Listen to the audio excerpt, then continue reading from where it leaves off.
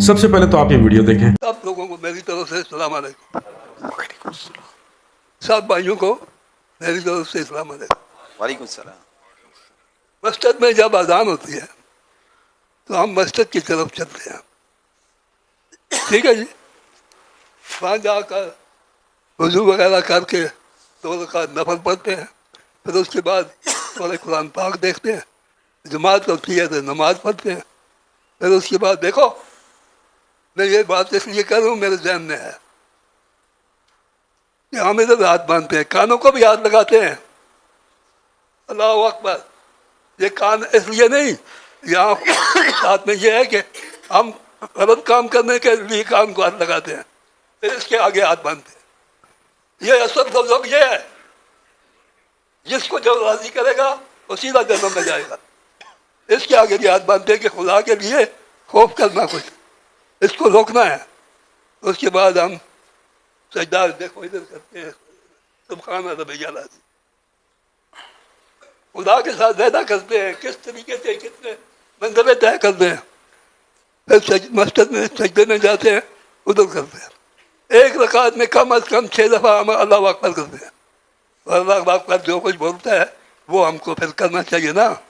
ہم نے جتنے وعدے کیے جس طریقے سے کیے, اگر ایک آدمی کے ساتھ آدمی ایسا کرتا ہے اس کے ساتھ وعدہ پورا نہیں کرتا ہے تو وہ ساری عمر بابا بڑا آرامی ہے, اس نے میرے ساتھ دھوکہ کیا. تو ہم 24 گھنٹے میں 5 دفعہ اسمبلی کا جلاس پڑتا ہے مسجد میں.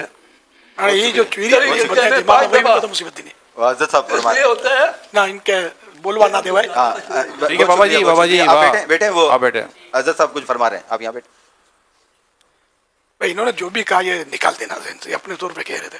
جی اس کو بھرے گا تو جہنم میں جائے گا, اور یہ تو حرام سے بھرے گا تو جہنم ہی ہے نا. اسے خالی اگر کوئی ڈٹ کے بھی کھاتا ہے تو گناہگار تو نہیں ہے نا. اب یہ ویڈیو دیکھنے کے بعد یقیناً کافی لوگ ایسے ہوں گے جن کو ان بابا جی کی بات سمجھ نہیں آئی ہوگی. ادھیڑ عمر ہونے کی وجہ سے زبان لڑکھڑا رہی ہے, الفاظ ان کا ساتھ نہیں دے رہے. بات تو صحیح ہے. انہوں نے اس 1 سے 1.5 منٹ کے اندر الیاس قادری اور الیاس قادری جیسے جتنے اپنے آپ کو ولی, غوث پاک, بہت بڑا مجدد اور بہت بڑا پیر مانتے ہیں, کہ 2 منٹ کے اندر نہ عزت اتار کے رکھ دی ہے. انہوں نے کہا ہے کہ جب ہم نماز کے لیے مسجد میں جاتے ہیں نا, ہم یہ جو پوری نیک نیت کرتے ہیں جس میں پہلے وضو کرتے ہیں, پھر نماز کے لیے کھڑے ہوتے ہیں, پھر نیت کرتے ہیں, پھر اللہ اکبر کہتے ہیں, پھر جب ہم رکوع میں جاتے ہیں تو اس کے بعد پیٹ پہ ہاتھ جب باندھتے ہیں, تو یہ سارا کچھ, اور پھر سجدے میں جاتے ہیں, یہ ایک معاہدہ ہے, ایک وعدہ ہے. اللہ سے ہم کہتے ہیں کہ اے اللہ ہماری توبہ ہے اپنے گناہوں سے, ہم اس پیٹ کو اتنا نہیں بھریں گے اس حرام چیزوں سے. عام لفظوں میں کہیں کہ اگر ہم نے اس دنیا کے اندر اپنی خواہشات کو ہی صرف پورا کیا اور پیٹ کے پیچھے بھاگتے رہے تو ہم یقیناً جہنم میں ہیں. ہم آپ سے وعدہ کرتے ہیں, معاہدہ کرتے ہیں کہ ہم اس طریقے پہ چلیں گے, اس طریقے پہ عمل کریں گے جو رسول اللہ صلی اللہ علیہ وسلم کا طریقہ ہے, جو خالصتاً دین ہے, جو آپ نے پیغمبروں کے ذریعے ہم تک پہنچایا. اب ان بابا جی کا جو صاف صاف مقصد ہے وہ صرف اتنا ہے. ان کو نئی پرواہ سامنے پیر بیٹھا ہے, اس کو لوگ مجدد کہتے ہیں, غوث پاک کہتے ہیں, اس کا امت پہ احسان ہے, ٹکے کا احسان نہیں. وہ بزرگ کو کچھ بھی اس بندے کو نہیں جانتا, نہ سمجھتا ہے. اس بندے نے کہا کہ میرے ذہن میں ایک بات ہے اور وہ میں کروں گا. ابھی اس بندے سے مائک لے لیا, اگر مائک نہ لیتے تو یہ دھچیاں اڑا کے رکھ دیتا. کیونکہ الیاس قادری کی اس ویڈیو کے اندر شروع میں آپ نے دیکھا کہ جب بابا جی نے بولنا شروع کیا, الیاس قادری نے پہلے اپنے منہ پہ یوں ہاتھ رکھ لیا اور عمران اطاری کو یوں دیکھ رہا ہے, آپس میں ایک دوسرے کو دیکھ رہے ہیں کہ یار یہ تو بندہ بھی ہمارا اپنا ہے, لیکن ادھیڑ عمر ہونے کی وجہ سے کہ سچ ہی نہ بول دیں کہ ہم جو بھی کچھ کر رہے ہیں, جو بھی ہم پیٹ بھرنے کے لیے چندے لیتے ہیں, سود لے رہے ہیں مسجدوں کے نام پہ, اللہ رسول کے نام پہ, اس کا ہمیں حساب دینا پڑے گا. اس کے معاملات ہیں وہ سب حرام ہے. وہ جو اللہ سے معاہدہ کرتے ہیں ہر نماز کے اندر وہ خود توڑ رہے ہیں پیٹ بھرنے کی خاطر. تو الیاس قادری نے فوراً کیا بولا, یہ جو بابا جی نے بولا ہے ان کی کسی بات پہ یقین نہیں کرنا, یا انہوں نے اپنی طرف سے بولا ہے. تو بھائی جان الیاس قادری بزرگ کے سامنے کچھ بھی نہیں ہے. تو بزرگ نے جتنی بڑی بات کی ہے نا, تو اس بزرگ کو ایک بار دل سے سلام ہے کہ ان کا ایسا عقیدہ ہے الحمدللہ, جو کہ اس عمران اطاری سے, اس حبیب اطاری سے اور الیاس قادری جو رحمۃ اللہ علیہ بنے ہوئے ہیں آج کل, ان تمام سے افضل ہے. جس کو کم سے کم یہی پتا ہے کہ نماز ایک معاہدے اور وعدے کا نام ہے, کہ اگر دنیا والوں کے ساتھ دغا کریں تو وہ کہتے ہیں کہ بڑا بے غیرت انسان تھا, اور وہی معاہدہ ہم روز اللہ کے ساتھ کر کے روز توڑتے ہیں. اس کا جواز کیا ہے؟ تو اس ویڈیو کی کس کس کو سمجھ لگی ہے اور کس کس کو یہ بزرگ پسند آئے, ان کی بات پسند آئی ہے, وہ کمنٹس میں ضرور بتانا ہے. اور اس ویڈیو کو زیادہ سے زیادہ شیئر کریں کہ اب توحید پرست انشاءاللہ ان کی اپنی جماعت کے اندر سے نکلیں گے اور وہ کیمروں کے سامنے آئیں گے, اور بہت جلد یہ طے ہے کہ ان کی دکانیں, ان کے اپنے لوگ چھٹل جو ہیں اٹھا کے بند کریں گے, اور ایسے تالے ٹھوک کے لگائیں گے نا کہ کسی کا باپ نہیں کھول سکے گا. آج لوگ تکرار کرتے ہمیں قرآن کافی ہے اور کسی حدیث اور سنت کی حاجت نہیں. ایسا کہنے والا بدترین کافر و ملحد ہے. جب خدا کے ہونے کی خبر انسان کے پاس نہ تھی, نہ ہے, نہ کوئی ظاہری شہادت ہے, نہ کوئی ذریعہ علم ہے, تو خدا کے خدا ہونے کا کس نے بتایا؟ زبان مصطفیٰ نے. تو مصطفیٰ کا مقام یہ ہے اسلام میں کہ آپ نے فرما دیا وہ ہے, ہم نے مان لیا ہے.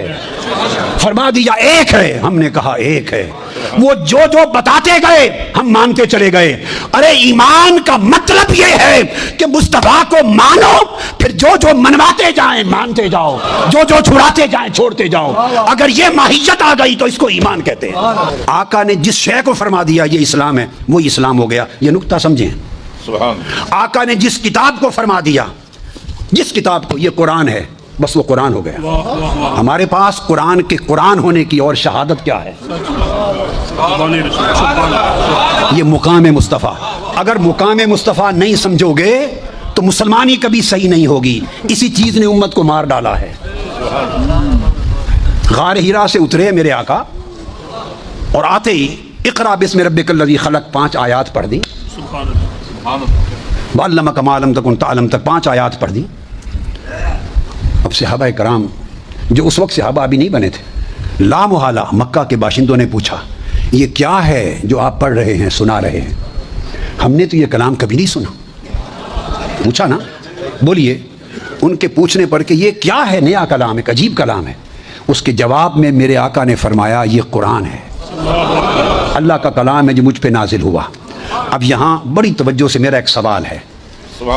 وہ سوال یہ ہے کہ جب آپ نے فرمایا یہ قرآن ہے, یہ جملہ قرآن تھا یا حدیث تھی؟ یہ بولیے.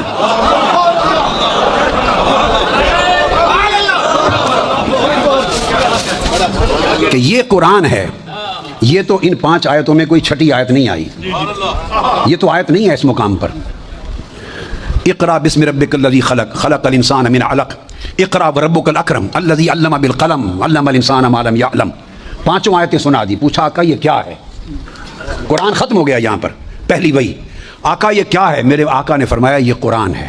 یہ جو جملہ فرمایا یہ قرآن ہے, جس کو ماننے والے مسلمان ہو گئے اور نہ ماننے والے کافر رہے. یہ جملہ قرآن ہے یا حدیث ہے؟ بولیے. حدیث رسول ہے نا کہ یہ قرآن ہے. تو جنہوں نے مان لیا تو انہوں نے قرآن کا قرآن ہونا پہلے مانا یا حدیث مصطفیٰ کا سچا ہونا پہلے مانا؟ انہوں نے پہلے کیا مانا؟ سنیں, میں سمجھانا چاہتا ہوں مقام مصطفیٰ. انہوں نے پہلے کیا مانا؟ آج لوگ تکرار کرتے ہمیں قرآن کافی ہے اور کسی حدیث اور سنت کی حاجت نہیں. ایسا کہنے والا بدترین کافر و ملحد ہے. ماشاءاللہ سے ڈاکٹر طاہر القادری نے بہت خوبصورت بات کی کہ نبی پاک صلی اللہ علیہ وآلہ وسلم واحد وہ ہستی ہیں جن کی وجہ سے ہمیں لفظ قرآن کا علم ہوا, ہمیں لفظ اللہ کی پہچان کروانے والے ہر دور کے اندر کوئی نہ کوئی میسنجر آف گاڈ آئے ہیں, اور اس میسنجر آف گاڈ کو ہم پیغمبر کہتے ہیں, نبی کہتے ہیں, رسول کہتے ہیں, جنہوں نے اللہ تعالیٰ کا خالص پیغام اپنی امت تک پہنچایا. جو ان چیزوں کو نہیں مانتا وہ یقیناً کافر ہے. جو یہ مانتے ہیں, جو صرف یہ مانتے ہیں کہ ہمیں صرف قرآن کافی ہے, حدیثوں کی, نبی علیہ السلام کی سنت کی یا اہل بیت کی ہمیں کوئی ضرورت نہیں ہے, تو وہ واقع کافر ہے. کیونکہ آپ علیہ السلام نے غدیر خم کے موقع پہ فرمایا تھا کہ اے لوگوں, میں تم میں 2 گران درجے کی چیزیں چھوڑ کے جا رہا ہوں, ایک قرآن اور دوسری اہل بیت. ان دونوں چیزوں میں سے ایک بھی چھوڑو گے تو گمراہ ہو جاؤ گے. اگر چاہتے ہو کہ گمراہ نہ ہو, بالکل وہی مسلمان بنو, وہی مسلم کہلاؤ جو کہ در حقیقت اسلام کے رولز اور ریگولیشنز کے اندر ہے, تو پھر آپ کو قرآن اور اہل بیت کو برابر لے کے چلنا ہوگا. ایک بھی چھوڑی تو گمراہ اور کافر ہو جاؤ. اس چیز پہ ہمارا ایمان ہے, ہم سب کا ایمان ہے, اور ڈاکٹر طاہر القادری نے بہت خوبصورت بات کی ہے. لیکن انہی کی ان باتوں سے صرف ایک سوال ہے, انہوں نے ایک بات اور ایڈ کی اس کے اندر کہ ہمارے ایمان کا یہ تقاضا ہے اہل سنت والجماعت کا کہ جو رسول اللہ صلی اللہ علیہ وآلہ وسلم نے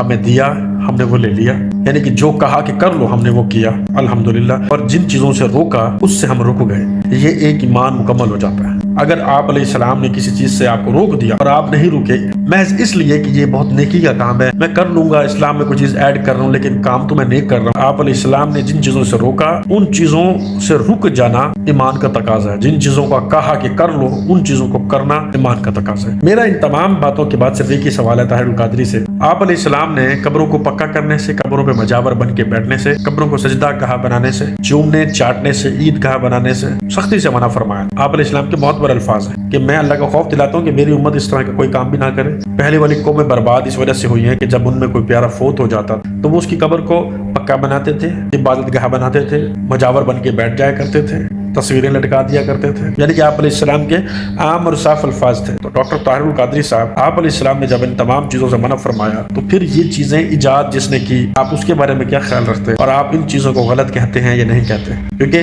آپ علیہ السلام نے جب منع فرما دی ہے تو اب جتنی بھی درباریں داتا حجویری رحمۃ اللہ علیہ کی ہے، چاہے وہ پیر شیخ عبد القادر جیلانی رحمۃ اللہ علیہ کی ہے، یا اور بھی جتنی درباریں، تو یہ پاکستان، پاک و ہند کے اندر، بر اعظم ایشیا کے اندر جتنی بھی درباریں ہیں، یہ تو آپ علیہ السلام کی پھر مخالفت میں بنائی گئی ہیں۔ آپ علیہ السلام نے تو اس چیز کی اجازت نہیں دی تھی، صاف الفاظ منع فرمایا تھا۔ تو پھر یہ جو درباریں بنی ہیں، آپ اس کے بارے میں کیا گمان کرتے ہیں؟